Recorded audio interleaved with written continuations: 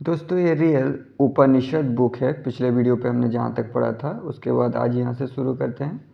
Real Ramayan, Mahabharat, वेद, पुराण, कामसूत्र, उपनिषद, ये सब book अगर आप शुरुआत से पढ़ना चाहते हो तो इस वीडियो के नीचे चैनल के नेम या पिक्चर पे क्लिक कीजिए, या फिर चैनल का नाम कुछ अलग कुछ रोचक को यूट्यूब पर भी सर्च करके प्लेलिस्ट में जा करके देख सकते हैं। तो यहाँ तक हमने पढ़ा था, अपान को रोके एक सांस वाली मात्रा योगासन करते समय हृदयाकाश में ऊपर नीचे गतिमान होती है। रेचक, पूरक और कुंभक ये प्रणव स्वरूप है। इस प्रकार का प्राणायाम द्वादश मात्रा में करना। ये द्वादश मात्रा संयुक्त सूर्य और चंद्र का प्राणायाम समस्त दोषों का नाश करने वाला है। प्राणायाम योगा इसी के बारे में बात हो रही है, ठीक है। अगर आप नहीं समझे हो तो मैं बता देता हूँ। 12 मात्रा का पूरक करके 16 मात्रा का कुंभक करना चाहिए, तब फिर 10 मात्रा रेचक करना।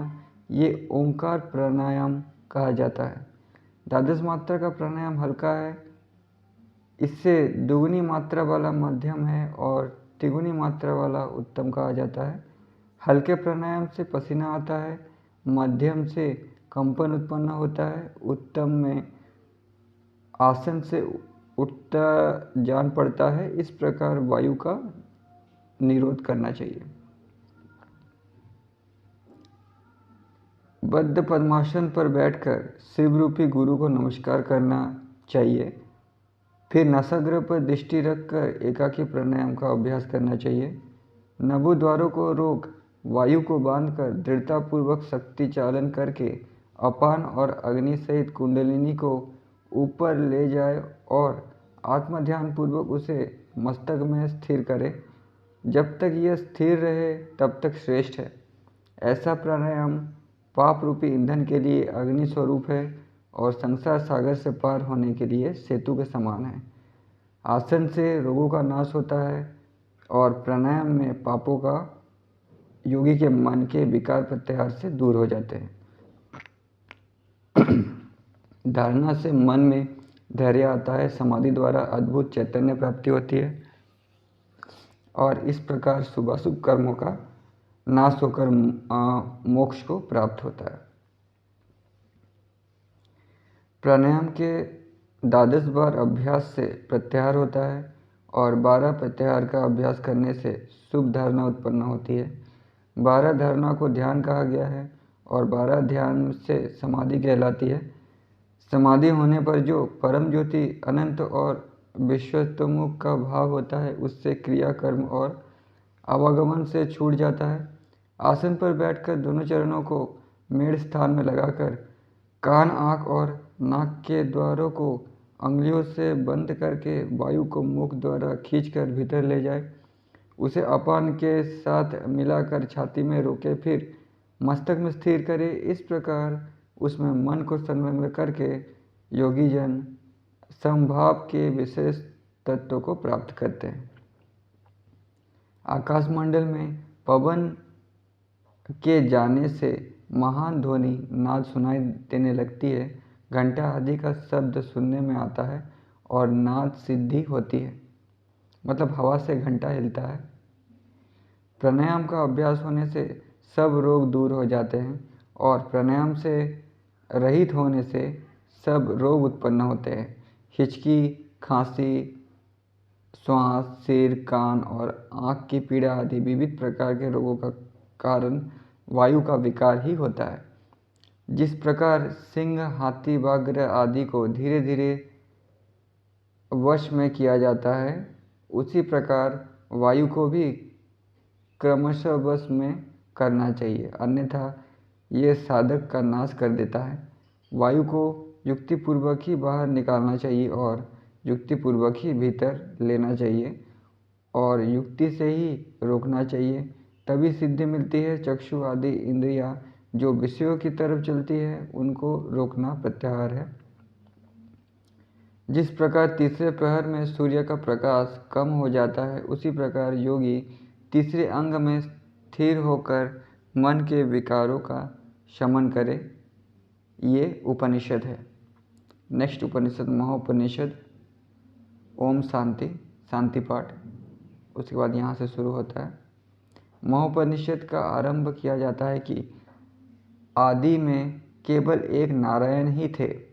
ब्रह्मा, रुद्र, जल, अग्नि, सोम, आकाश, पृथ्वी, नक्षत्र, सूर्य एवं चंद्रमा आदि कुछ भी नहीं था। नारायण को अकेले रहना अच्छा नहीं लगा। तब उन्होंने अंतस्थ संकल्प रूपी ध्यान किया। ये ध्यान ही यज्ञ स्तोम कहा गया है। उस ध्यान से ही 14 पुरुष और एक कन्या की उत्पत्ति हुई। वे 14 पुरुष हैं, 10 इंद्रियां, तेजस्वी मन, अहंकार, प्राण और आत्मा। इन 14 के अतिरिक्त बुद्धि रूपिणी कन्या हुई। इनसे भिन्न सूक्ष्म भूत वाली 5 तन्मात्राएं और 5 महाभूत हुए। इन 2500 के योग से एक पुरुष बना। उस पुरुष से विराट पुरुष प्रविष्ट हुआ, परंतु इस 25 तत्व युक्त विराट रूप से संवत्सरों की उत्पत्ति नहीं हुई। संवत्सर तो काल रूप संवत्सर से ही प्रकट हुए।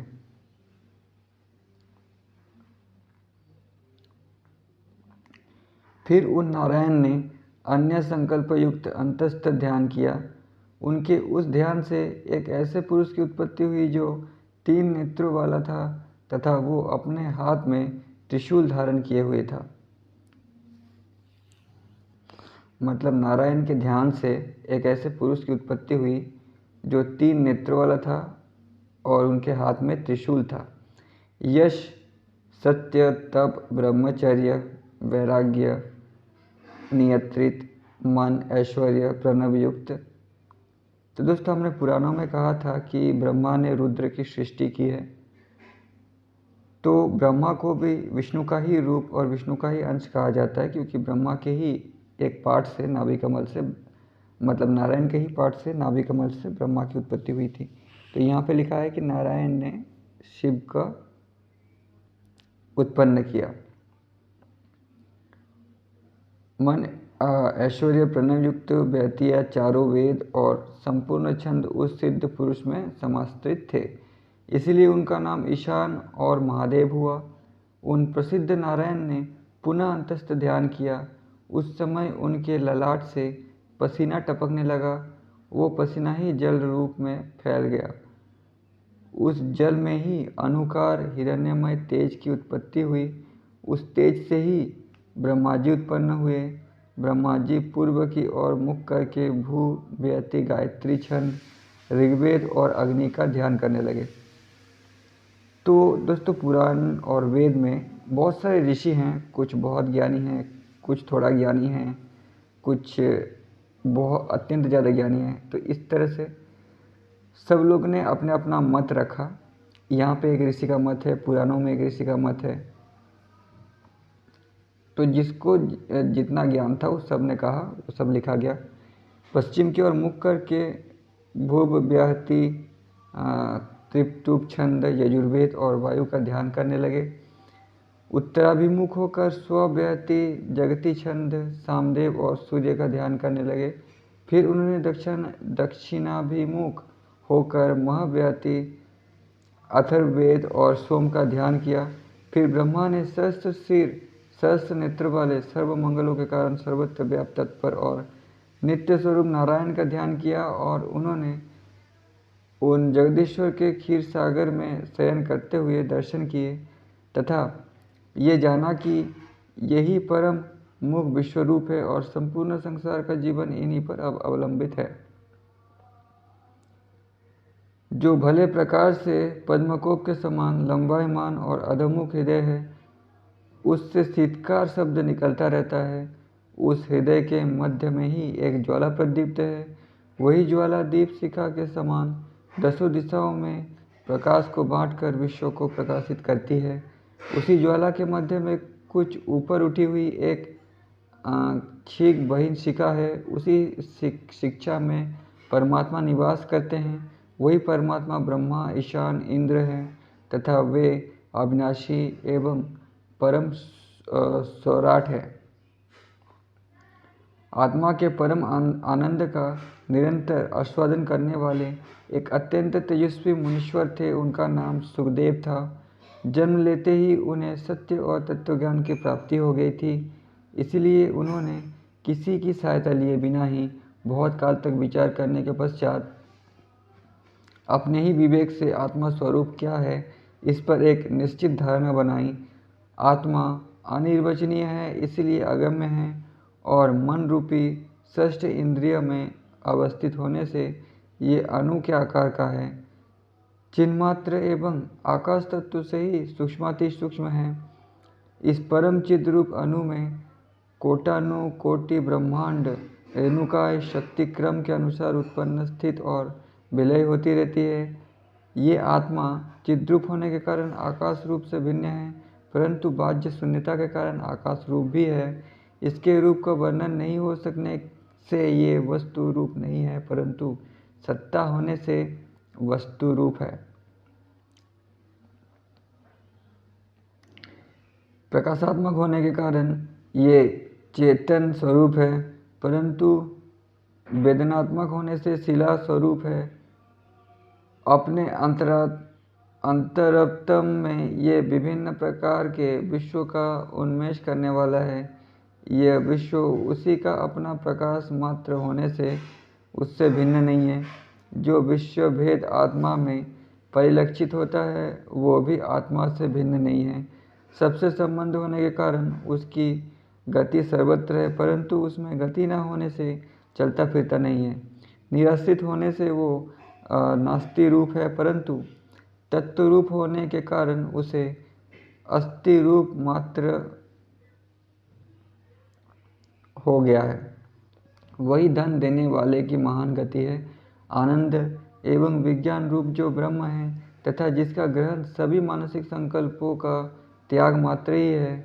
मेधावी जन जिसकी प्रतीति जागृत अवस्था की प्रतीत न होने को ही कहते हैं तथा जिसके संकोच से प्रलय और विकास से सृष्टि की रचना होती है।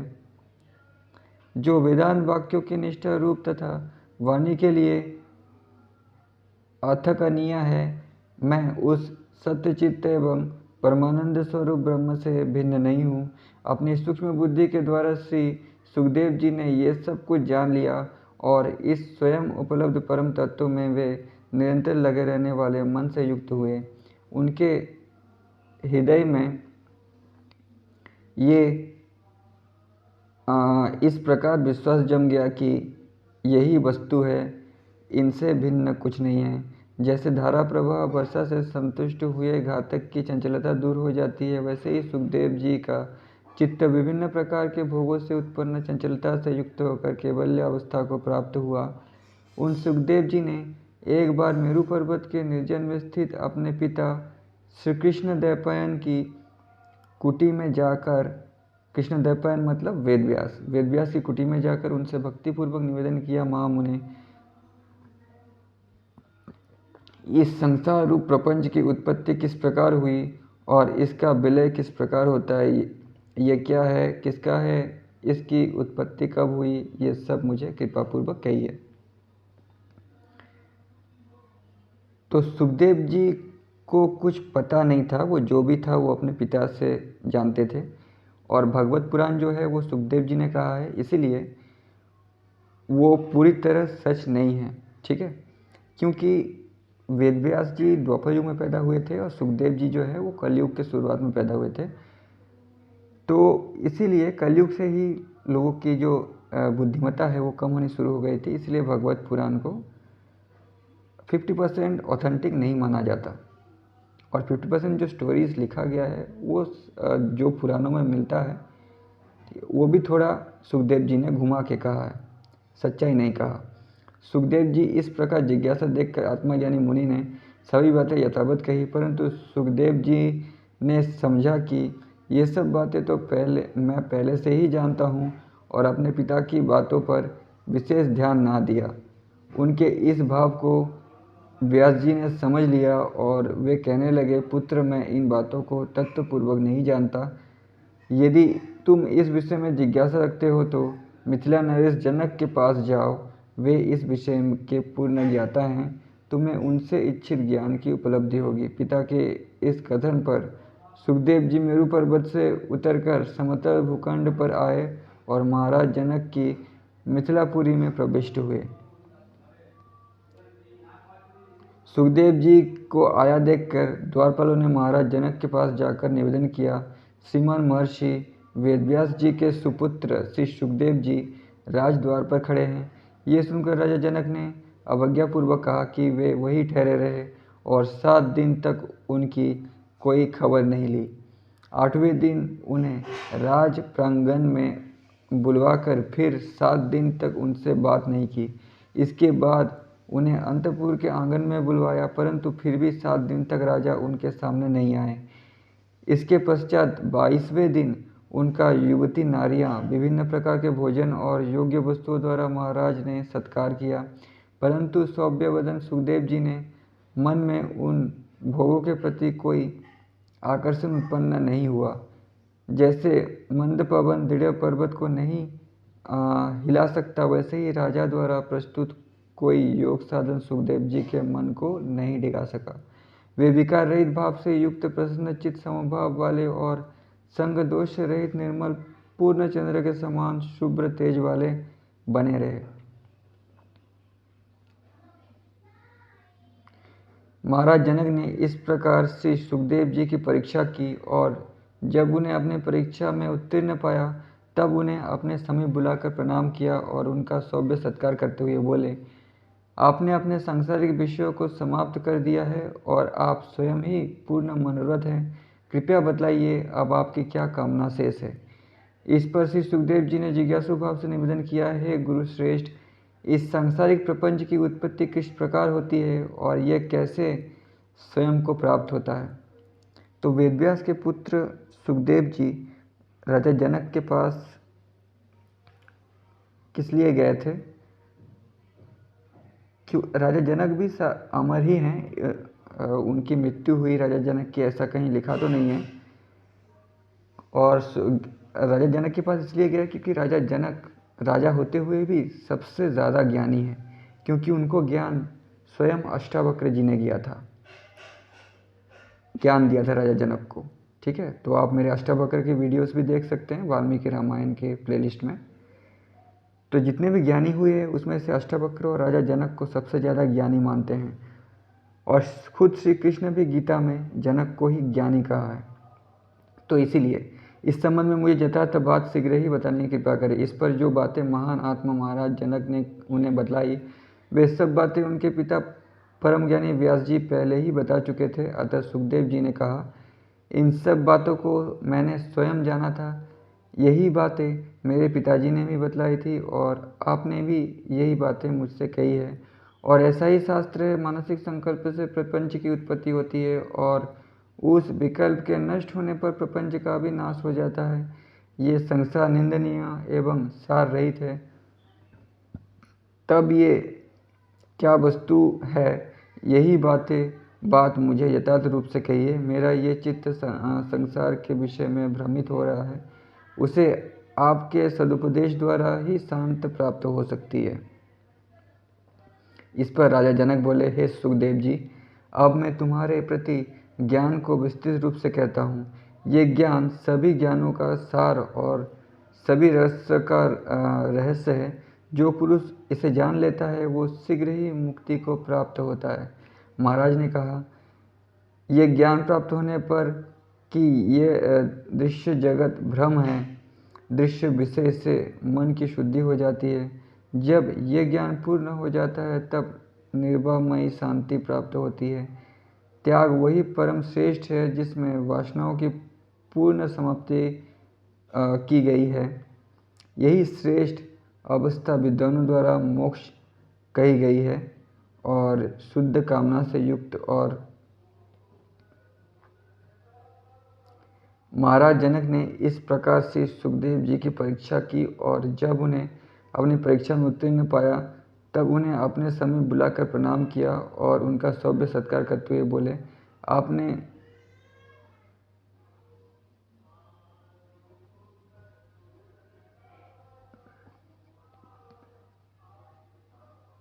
मानसिक संकल्प से प्रपंच की उत्पत्ति होती है, ये फिर से वही लिखा है। इस पर राजा जनक बोले,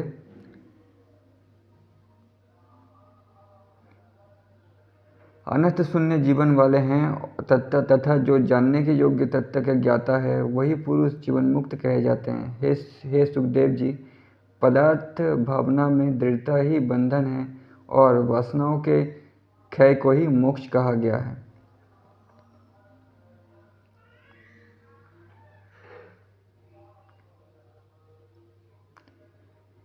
वासना मतलब डिजायर। जीवन मुक्त वही है जो तप आदि साधनों के बिना स्वभाव से ही सांसारिक भोगों से विरक्त है, समय समय पर मिलने वाले सुख अथवा दुख में जो आसक्त नहीं होता तथा जो सुख से हर्षित तथा दुख से दुखित नहीं होता, वही जीवन मुक्त कहा जाता है। ऐसा पुरुष काम, क्रोध, हर्ष, उद्वेग, शोक आदि विकारों से युक्त रहता है और अहंकार युक्त वासना को स्वभाव से ही त्याग देता है।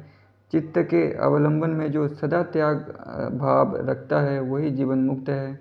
जो सदा अंतर सुखो दृष्टि वाला पदार्थ आकांक्षा से रहित किसी वस्तु की कामना या उपेक्षा से शून्य सुषुप्ति के समान अवस्था में स्थित रहने वाला है, वो जीवन मुक्त है। जो पूर्ण पवित्र मन वाला, सदा आत्मा में लीन रहने वाला, अत्यंत शांत अवस्था में रहने वाला, कामना और आसक्ति से रहित सदा उदासीन रहता है, वो जीवन मुक्त है। जिसका हृदय किसी पदार्थ में लिप्त नहीं रहता, मतलब जो कुछ पाने की इच्छा नहीं करता, खोने का डर नहीं है जिसमें, और चिन्ह संचित स्वरूप वाला है, वो जीवन मुक्त है।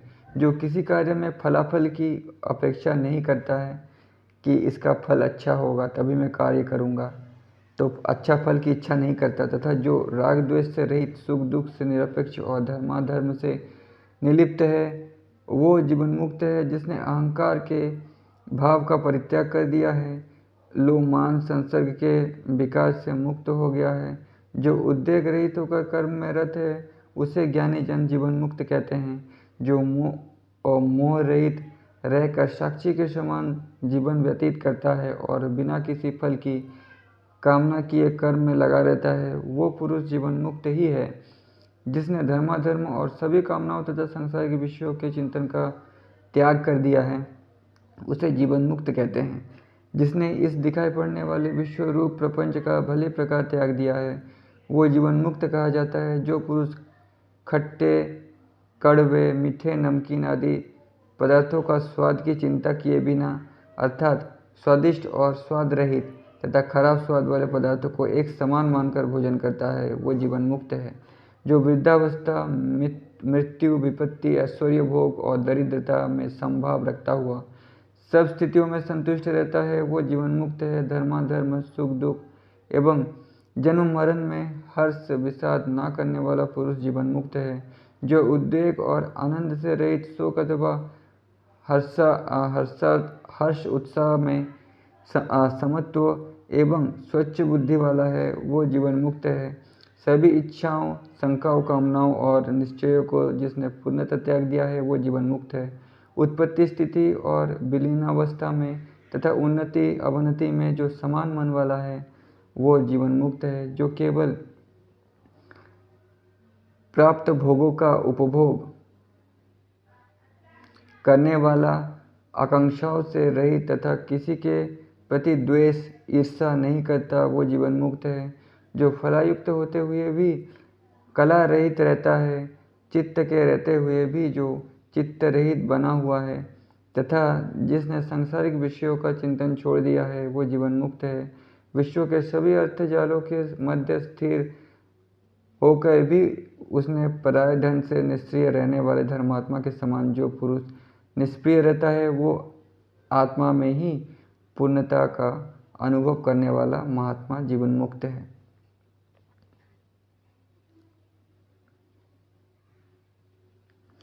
वो पुरुष काल के द्वारा शरीर के कबिलत कर लिए जाने पर जीवन मुक्त अवस्था को त्याग कर उसी प्रकार विधेय मुक्तावस्था को प्राप्त होता है। जिस प्रकार गतिहीन पवन हो जाता है, विधेय मुक्त अवस्था में उन्नति अपनति से दूर रहता है, उस समय उनका लय भी नहीं होता, उसकी वो अवस्था सत असत से परे होती है और वो दूरस्थ भी नहीं होती। उसमें अहम भाव अथवा परभाव नहीं होता।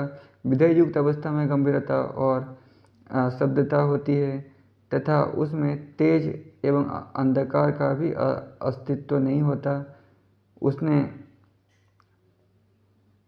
तो दोस्तों वीडियो बहुत बड़ा हो गया है, आज के वीडियो पे इतना ही। इसके बाद हम लोग नेक्स्ट वीडियो पे पढ़ेंगे। तब तक के लिए धन्यवाद।